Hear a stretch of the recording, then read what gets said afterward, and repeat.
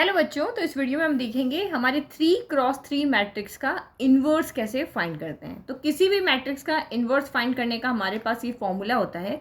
अगर ये आपका 4 मार्कर 5 मार्कर में आता है तो आपको लॉन्ग प्रोसीजर से ही जाना है, पूरी स्टेप वहाँ पे सॉल्व करके दिखाना है। बट यही क्वेश्चन अगर हमारा ऑब्जेक्टिव में आता है तो हमें इतना लंबा प्रोसीजर करने की जरूरत नहीं है, क्योंकि उस प्रोसीजर के थ्रू अगर आप जाओगे तो आपको 4-5 मिनट सॉल्व करने में लगेंगे।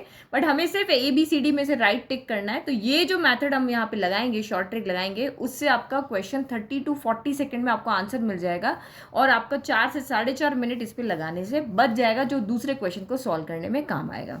तो सबसे पहले मैट्रिक्स निकालने के लिए ए इनवर्स निकालने के लिए हमें एडजॉइंट ए चाहिए। एडजॉइंट ए निकालने का बहुत सिंपल तरीका होता है कि कॉलम 1 देखो, कॉलम 2 देखो, रो 1 देखो, रो 2 देखो। तो पहले रो 1 और रो 2 को आप फिर से लिख लो, 1 3 3। अभी मैं आपको एक्सप्लेन कर रही हूँ, बट सेकंड क्वेश्चन हम देखेंगे कि एक्चुअल में हमें कितना टाइम लगेगा।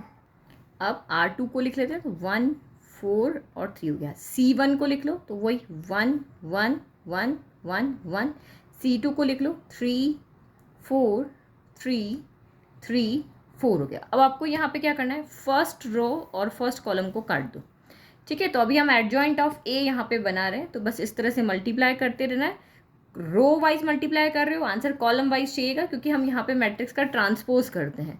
तो एडजॉइंट ऑफ ए आपका यहाँ पर कितना आ जाएगा, 4 4 जा 16 माइनस 9, तो 16 माइनस 9 आपका यहाँ पर हो गया 7। 3 3 जा 9 माइनस 12, 9 माइनस 12 आपका यहाँ पर हो गया माइनस का 3। 3 3 जा 9 माइनस 12 माइनस का 3। अब यहाँ चलो 3 1 जा 3 माइनस 4, तो माइनस का 1। 4 1 जा 4 माइनस 3, तो प्लस का 1। 3 1 जा 3, 3 1 जा 3, 3 माइनस 3, तो ये आपका यहाँ पर हो गया 0। ठीक है, फिर अगेन करो, 3 1 जा 3, 4 1 जा 4, 3 माइनस 4 माइनस 1। 3 1 जा 3, 3 1 जा 3 0, 3 माइनस 3 0, 4 और 3, 4 माइनस 3 1 हो गया। तो देखो कितना इजीली हमने एडजॉइंट ए निकाल दिया। अब आप यहाँ पे देखो, डिटर्मिनेंट ऑफ ए भी हम बहुत शॉर्ट तरीके से यहाँ पे निकाल सकते हैं।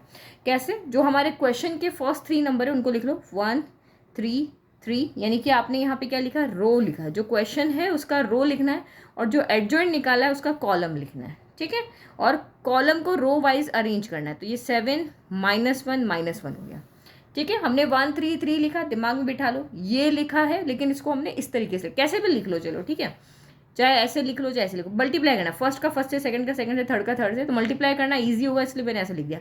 7 1 जा 7, -3 इंटू -1 -3, 3 इंटू -1 -3। इसमें यहाँ पे साइन चेंज नहीं करते, तीनों के प्रोडक्ट को हम यहाँ पे प्लस करते हैं। तीनों के प्रोडक्ट को प्लस, 7 इंटू 1 7, 3 इंटू -1 -3 आएगा, क्योंकि प्लस माइनस माइनस सेम यहाँ पे प्लस माइनस माइनस, 3 इंटू 1 3। तो ये आपका कितना हो गया, 7 माइनस माइनस प्लस, तो ये माइनस का 6 हो गया, 7 माइनस 6 1 हो गया। तो जो आपने एडजॉइंट ए निकाला है एक्चुअल में वही आपका यहाँ पर क्या हो गया, ए इनवर्स हो गया, क्योंकि डिटर्मिनेंट ऑफ ए से आपको डिवाइड करना होता है इसको। तो ये आंसर 1 आ रहा है, तो 1 आ रहा है तो 1 से सबको डिवाइड करेंगे तो यही तो बचेगा। तो इसलिए हमारा ए इनवर्स जो है वो यहाँ पे एडजॉइंट ए ही आ रहा है, क्योंकि डिटर्मिनेंट ऑफ ए आपका 1 है। नहीं होता है, अगर यहाँ पे 2 आता 3 आता तो बस यहाँ पे 1/2 करके तो लिख लेना होता है। समझ में आ गया? तो ये समझाने का तरीका था। अब आप यहाँ पे देखो कितने टाइम में हमारा क्वेश्चन होता है, तो हम बी को देखते हैं। ओके, तो बी पार्ट में देखते हैं। 3:30 से स्टार्ट किया, क्वेश्चन है, हमने वही C1 C2 लिख दिया, R1 R2 पूरा लिख दिया, फर्स्ट R1 C1 को छोड़ दिया।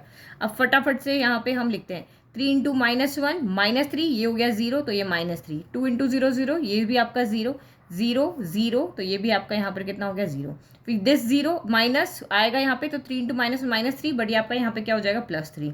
फिर आपका यहाँ पर हो जाएगा -1 इंटू 1 +1, ये आपका 0, तो ये +1, ये 0 0 0 हो गया।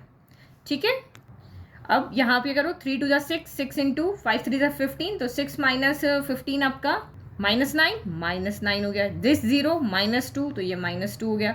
दिस 3 बचा 3, ये 0 आपका 3 हो गया। तो ये हमने एडजॉइंट ऑफ ए लिख दिया। अब हमें यहाँ पर डिटर्मिनेंट ऑफ ए से डिवाइड करना है, तो मैंने कहा था फर्स्ट को लिखो, तो 1 0 0, और इसमें ये आपको कॉलम लिखना है, तो -3 3 और -9 प्रोडक्ट करोगे तो ये तो 0 हो गया, ये 0 हो गया, यहाँ से सिर्फ आपका कितना बचा, -3, तो -3 से डिवाइड कर लिया। तो देखो आपको, आई थिंक मुझे लगता है मैंने बीच में बोल के एक्सप्लेन भी किया है, बिल्कुल चुप होकर आप अपने दिमाग से करोगे तो आपको यहाँ पे 40 सेकंड से ज़्यादा यहाँ पे नहीं लगना है। तो ये क्वेश्चन आपका मोटा मोटा 4 से 4.5 मिनट आपका बचा रहा है, क्योंकि हमें सिर्फ यहाँ पर टिक करना है। तो ये इस तरीके से हम किसी भी मैट्रिक्स का इन्वर्स जो है विद इन 40 सेकंड्स में हम फाइंड कर लेते हैं। अब एक क्वेश्चन मैं आपको दे रही हूँ, आप खुद उसको सॉल्व करके देखना कि एक्चुअल में आपको कितना टाइम लग रहा है।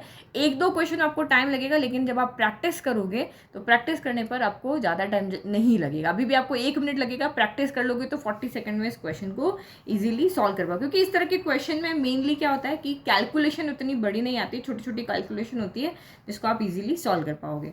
तो ये रहा हमारा क्वेश्चन, जिसको कि आपको सॉल्व करके सी वाला, ये सी वाला जो क्वेश्चन है इसको आपको सॉल्व करके मुझे सी इनवर्स फाइंड करके बताना है। ठीक है, ये आपका टास्क हो गया। वीडियो समझ में आ रहा है, पसंद में आ रहा है तो प्लीज़ चैनल को लाइक शेयर सब्सक्राइब करना ना भूलें। Thank you.